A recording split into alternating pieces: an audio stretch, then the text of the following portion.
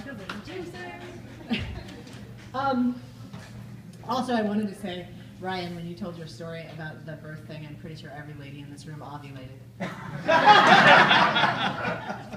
just putting that out there. Thank you. That is an authentic response. So, I've been, some of you know some of these details and some of you don't, but I've been on quite a personal journey lately, essentially smashing down some mythology that I had created for myself. Some of them started very early, fortunately. It's saved me. When I was 5, I went to the Michigan State Fair, and I was on a carousel ride that was really kind of beautiful. I met this gorgeous little boy with curly blonde hair and huge blue eyes, and his father introduced us because we were too shy to speak, and then we went around the carousel 2 times, and we held hands up and down, all the way around, twice in a row, and only made eye contact. And that story was important to me because I was in love with him, completely, wholeheartedly. And in that moment, I realized that there is a pure, absolute love that can exist without words, that can go straight into your heart and keep you, and hold you, and keep you safe. And that moment was really kind of crucially important to me because at about the age of 5, some pretty horrific things happened to me. I had a really pathetic and tragic childhood experience, one after the other with some people that were my parents that were tragically unfortunate individuals and not at all qualified for that job. But this knowledge had sustained me, that this perfect love exists. And another thing that was part of my own personal mythology was when I'm almost 40, and when I was a kid, we didn't have, you couldn't just dial up whatever you wanted to watch on TV at any given moment. So the big thing that happened every year was we would watch The Wizard of Oz, and it was a big goddamn deal. A really big deal. Like your mom made popcorn and shit. And you got to eat it. So, we would watch this movie, and the part where color comes into the world, I mean, just metaphorically, it was astounding, but the main point at the end of it was there's no place like home, and home was this thing, and it was a big, big deal to me. And I figured at some point I'll have that and I'll find that. So growing up, I'm currently I've been in this place that I live now here in Columbus, in my current apartment for almost 9 years. But prior to that, this is my 55th place of residence. So I've moved 55 times, and I went to 36 public schools. So I was a professional new kid, and I was always looking for home, and I was looking for some kind of connection with other people, and I had to learn how to make fast connections because I didn't really have a whole lot of time. So I had these concurrent myths of someday there's home, and also there's this perfect love. When I was 18 years old, I ran into a person that I kind of had known. We had gone to the same school together, and we had all these weird coincidences and all these people that we had known. And the minute that I met him, I thought to myself, I'm happy that I know this person. I've known him forever, and I'm supposed to know him, and this is amazing. But I was engaged, because that's the weirdest possible thing you could be doing when you're 18 years old. Again, I thought, and I have this, it's perfect love, and there's home attached, and so I'm going to be really loyal to this weird guy that I eventually married. But in the meantime, I met this person, and I thought we're supposed to be friends, and we're supposed to know each other, and that's how this is supposed to go. And we had this really kind of incredible friendship, and I was totally, completely head over heels in love with him, but couldn't do anything about it because I had committed to something else, and he didn't tell me how he felt, and so it was always this weird timing thing. And he and I had all these really strange, coincidental experiences that were kind of magical, even just as friends. And then fast forward, he comes to my wedding. I left my wedding to go with him to go buy cigarettes, and I thought maybe we'll just drive off into the sunset together. Because wouldn't that be the weirdest possible thing to do on your wedding day, is to leave with your friend who's not the man you just married? So we didn't do that because, again, timing was bad. And then fast forward some more, and now I'm a married lady with 2 children, and I'm just struggling and having a really hard time. And this is not my home, and this is not what I wanted, and this is not my perfect love.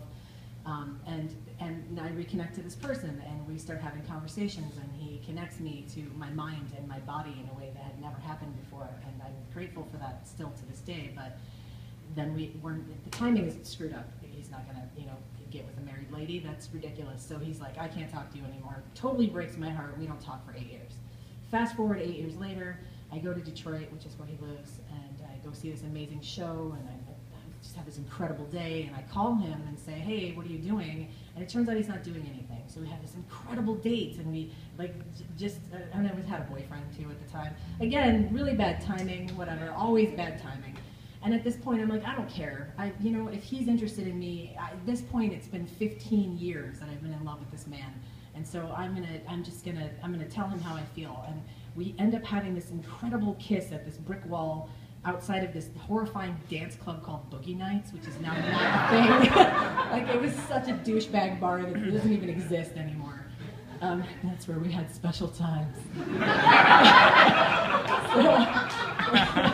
So I tell him finally, I love you, and he says, I love you, and we kiss by this brick wall, and this gentle mist comes down, and big black birds fly off my heart, and I'm totally connected to the universe, and I'm like, I'm gonna do this, and I know you live here, and I live here, and I have 2 children, and I'm committed for them to have this environment here in Columbus, Ohio, and so I can't be with you right now, but I will wait for 10 years, and at the end of 10 years, I will join back up with you, and together we will write plays, which we have done that, and it was great, but then, we'll do all those fun things, and we'll finally get to live together and be together and do this thing, and it's going to be great, and I'll be home, and I'll have this perfect love.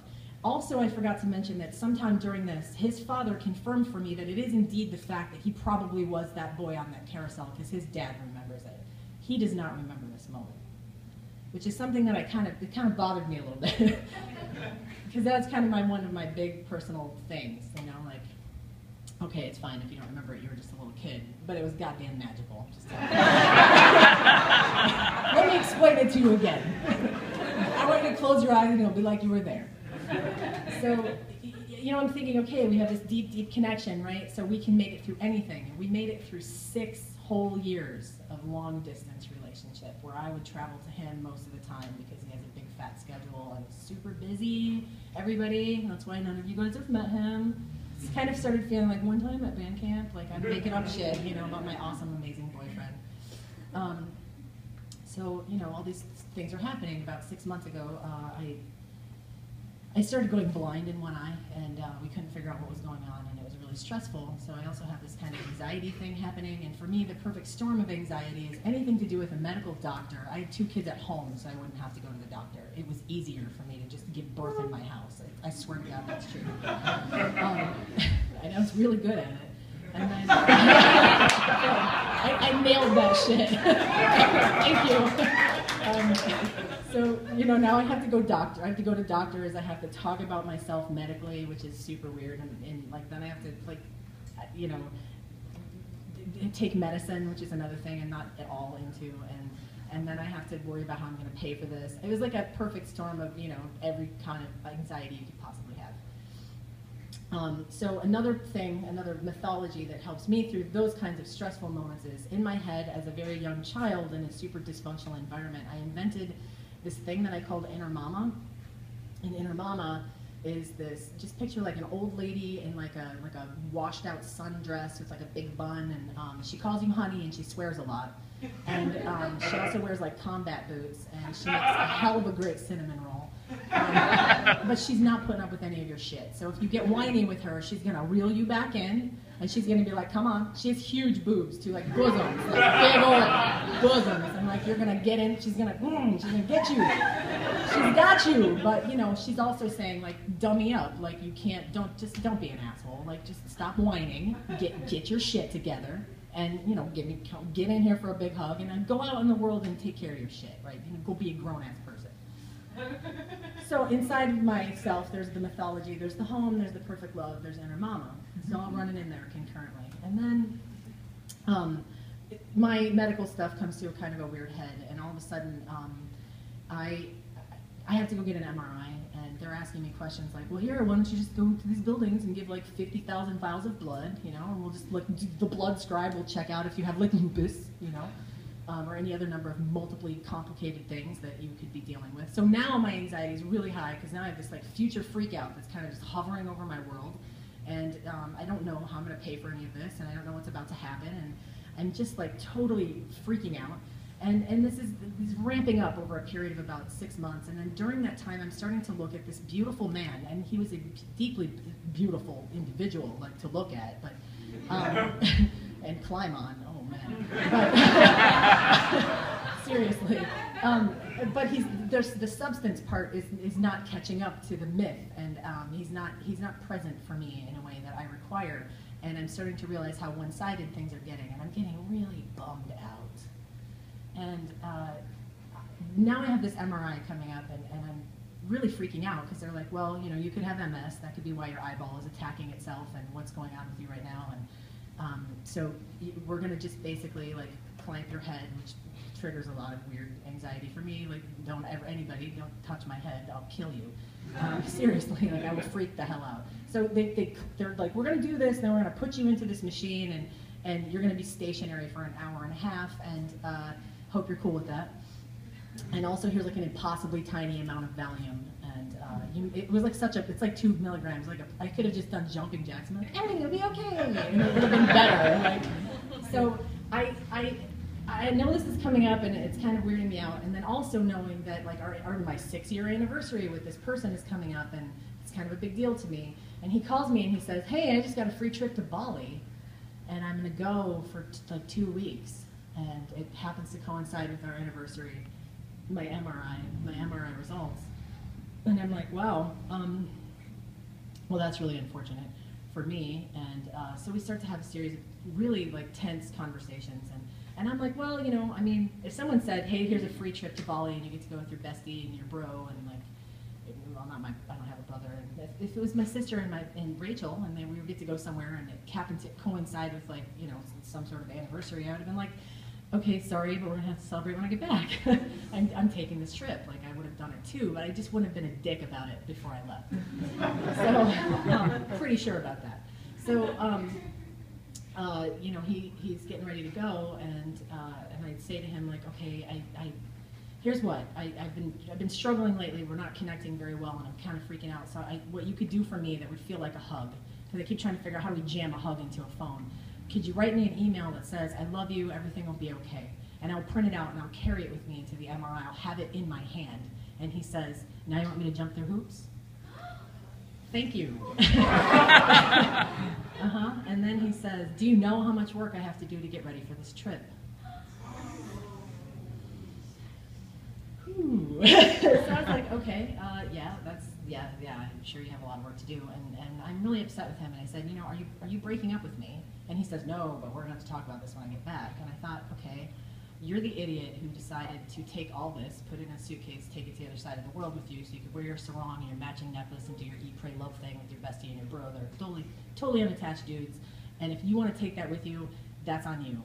And I'm not going to break up with you right now, because I hope you're suffering when you get there.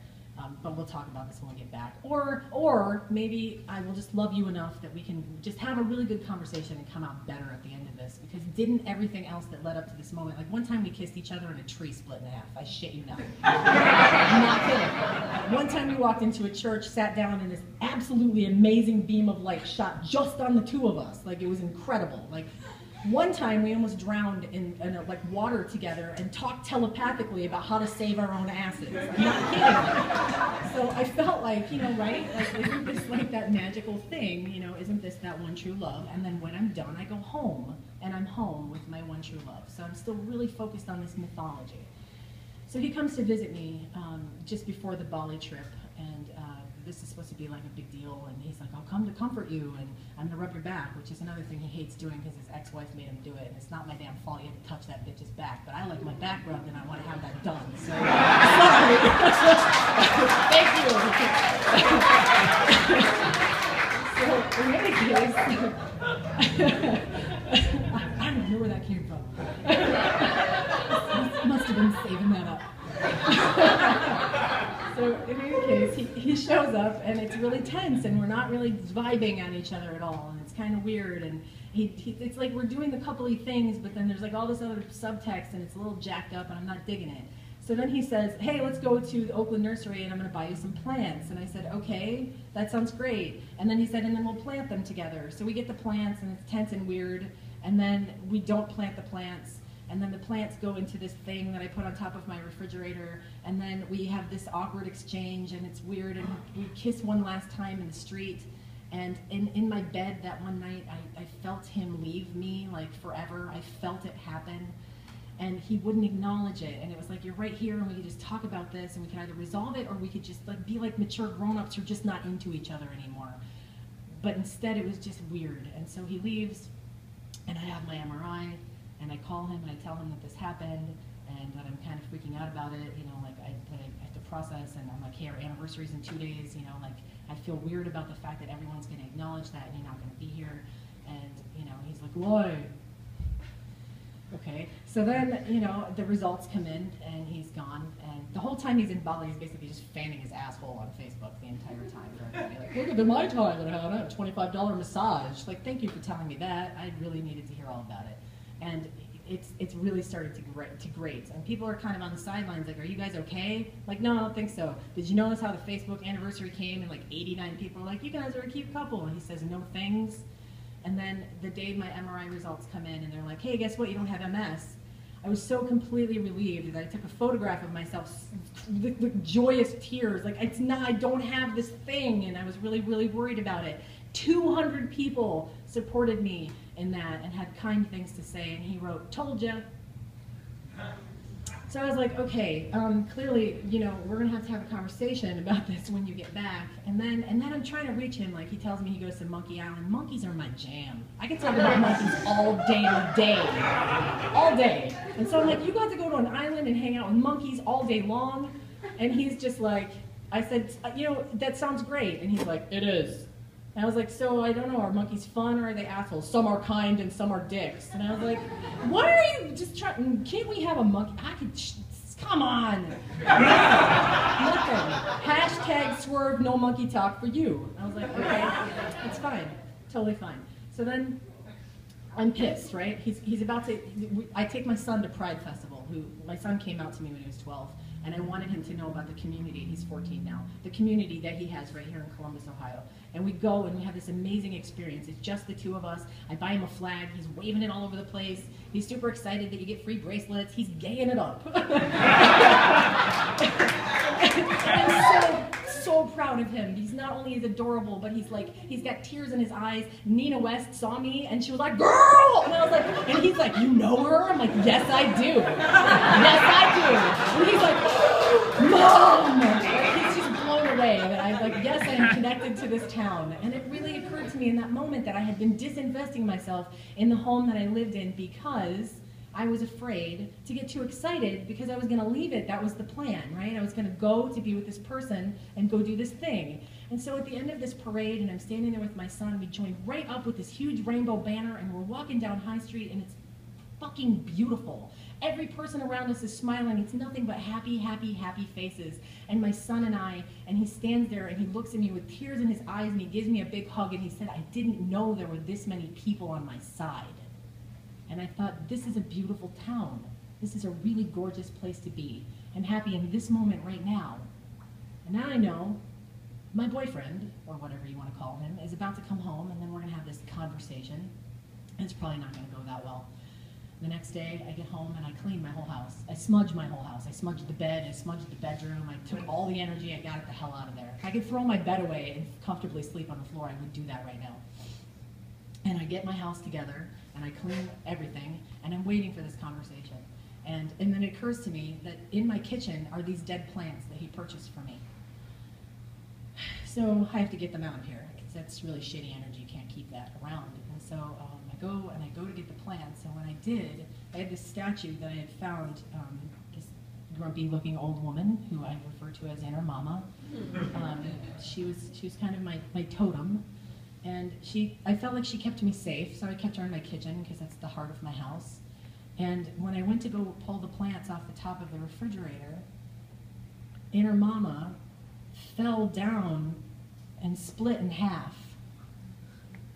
And I stood there and I looked at her and I realized that I had been split in half. And I had been waiting and I had been stuck and I had been not investing in my own right now. And that I had roped off this huge part of my heart for this person who wasn't returning it at all. And I was terrified. Like, it felt like all of the mythology I had ever built up that had ever sustained me had just crashed and broken. So then we schedule this event where he's going to call me and tell me, and I can feel it, I already know what's happening. And he says he's going to call me at 8. He calls me at 9:30 because he fell asleep, which he was late to our breakup conversation, which is not unusual. And then he's like, I'm just not feeling it anymore. And I said, yeah, I kind of noticed that. And then he says, I said, so what's the deal? And he said, I don't feel loved or respected. Like, I didn't love or respect him enough. And I was just like, see, of all the reasons you could have chosen that we should not be together, that's the dumbest one. Because I loved this stupid idiot for 21 years. And I loved him as hard as I could, and I beamed it stronger than any beam I've ever beamed in my life. And if he couldn't feel it, that's on him. And I realized in that moment that I had a lot of mythology to work through. And I cried for 11 solid hours. I rocked back and forth on my floor, and I let myself have every single emotion. I let every single thing that had ever bothered me, every mommy daddy thing, everything with my stupid boyfriend, everything that had ever bothered me, I puked it up in one huge ugly demon, and I stabbed that little fucker in the face. And now my body belongs to me, and it's big, and it's mine. And I realized that I had been waiting and I had been stuck, and I'm no longer waiting and I'm no longer stuck. And I was able to generate all that love all by myself, and it's already within me. It doesn't matter if he was able to receive it. I know that I can do it. I still have it. It's still here. It's still real. The story's still beautiful. I just get to rewrite the future, and I'm home. Thank you.